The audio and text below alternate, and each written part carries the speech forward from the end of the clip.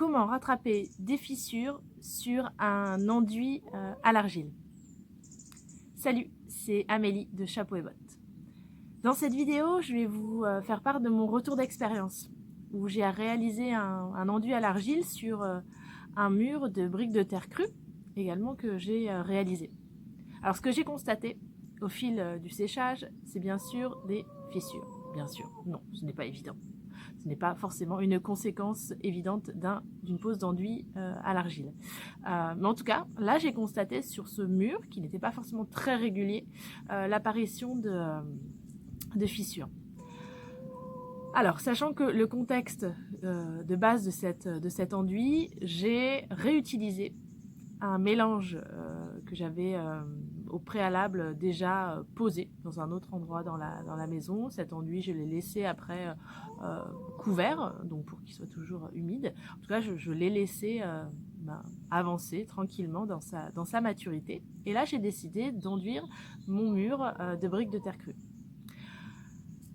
Alors, pour les fissures, quand elles apparaissent, elles peuvent être dues à plusieurs facteurs. Et cette vidéo va vous montrer, en tout cas vous expliquer quels sont les différents types de facteurs et également, du coup, quelle est la solution, en tout cas les solutions possibles. Donc dans un premier temps, je vais vous expliquer ces facteurs et puis après, on ira dans la maison vous montrer du coup moi quelle solution j'ai décidé de mettre en œuvre pour faire disparaître ces fissures afin de pouvoir mettre une peinture en suivant. L'apparition de fissures peut être due à plusieurs facteurs. Tout d'abord, un mauvais dosage de vos matériaux. Typiquement, si vous n'avez pas fait de test avant et que vous avez mis un peu trop d'argile ou un peu trop de sable, un déséquilibre se crée entre les différentes matières et qui du coup va fragiliser et fissurer votre mur. Ça peut être également au moment de la pose, vous avez posé votre enduit de manière pas tout à fait homogène, ce qui a fait bouger la matière au séchage et fait apparaître les fissures. Troisième facteur, ça peut être un excès d'eau. Toujours pareil, au moment où vous avez fait votre recette, peut-être que vous avez déjà pas au préalablement fait de test et du coup trop d'eau dans votre mélange.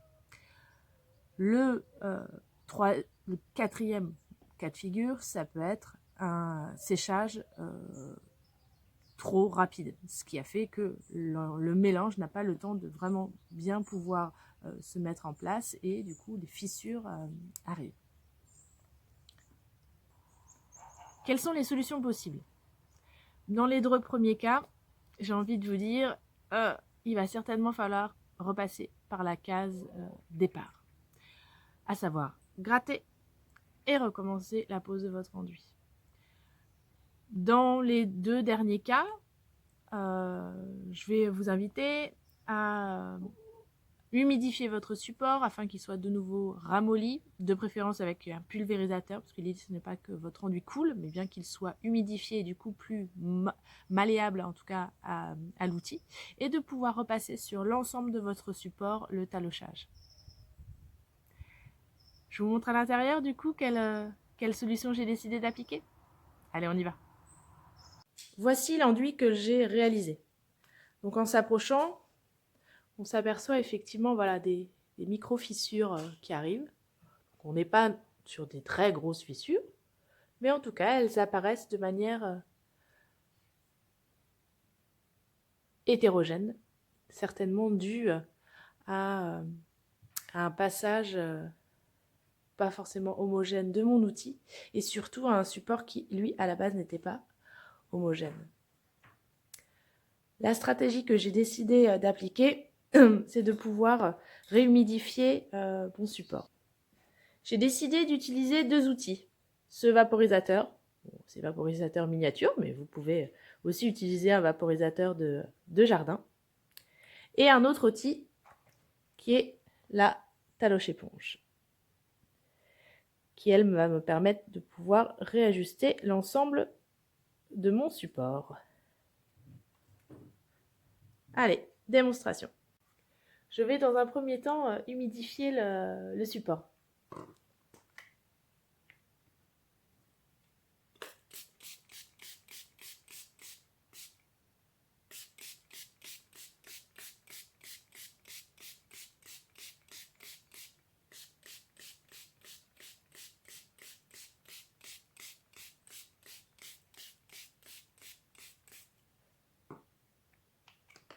Et je passe ma taloche éponge.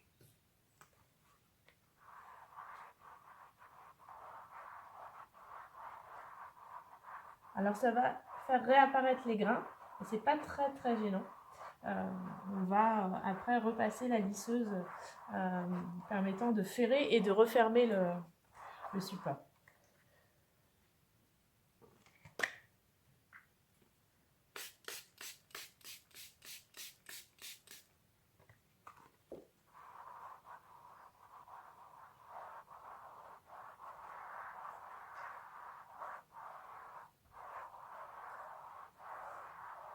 Ça permet avec la taloche éponge de retravailler tranquillement le support sans forcément faire des grosses différences.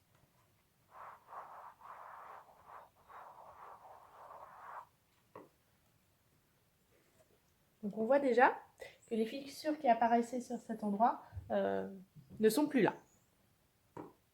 Et je continue comme ça sur l'ensemble du support. J'espère que cette vidéo vous a servi. L'idée étant vraiment de pouvoir faire vos